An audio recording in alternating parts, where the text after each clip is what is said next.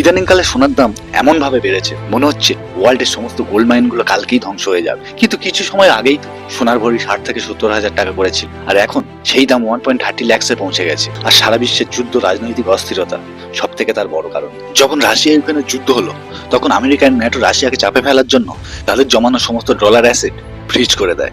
দেখো, পৃথিবীর প্রতিটা দেশ নিজেদের কারেন্সিকে ডলারে সেভ করে রাখে, কারণ একটাই, ইন্টারন্যাশনাল মার্কেটে ডলার ছাড়া অন্য কোনো কারেন্সি দিয়ে ব্যবসা হয় না। আর ঠিক এই জিনিসটি আমেরিকাকে পাওয়ার দেয়, এন্ড যে কোনো সময় তারা সেটাকে ফিক্স করে দিতে পারে। তো রাশিয়ার নিজস্ব যে অ্যাসেট গুলো ডলারে কনভার্ট করা ছিল, আমেরিকা তাতে সম্পূর্ণ তালা মেরে দেয়। তখন সমস্ত দেশ বুঝতে পারে আমেরিকাকে সহজে বিশ্বাস করা যাবে না, যে কোনো মুহূর্তে তাদেরও একই অবস্থা হতে পারে। তাই সমস্ত কান্ট্রি সেফ হেভেন হিসেবে সোনাকে বেছে নেয়। চলো টেকনিক্যালি বলি, ভারতের রিজার্ভ ব্যাংকের মতো সব দেশের সেন্ট্রাল ব্যাংকগুলো নিজেদের দেশের অ্যাসেটকে গোল্ডে কনভার্ট করে নেওয়ার চিন্তা করে। তাই সমস্ত দেশ প্রচুর প্রচুর সোনা কেনে, আর এখনো কিনছে। সোনা রিজার্ভ করার একটা বড় লাভ হলো, সোনা তো কখনো নষ্ট হবেই না, বরং এর ভ্যালু আরো বেড়ে যাবে।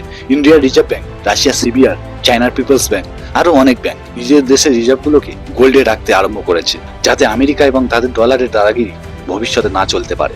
সমস্ত দেশ বুঝে গেছে, যদি তাদের দেশের অ্যাসেট ডলারে কনভার্ট করা থাকে, তাহলে যে কোনো সময় আমেরিকা তা ফ্রিজ করে দিতে পারে। তাই ডলার বাদ দিয়ে প্রায় দেশ সোনা মজুত করতে ব্যস্ত, যার ফলে সোনার দামও আকাশ ছোঁয়া হয়ে উঠেছে।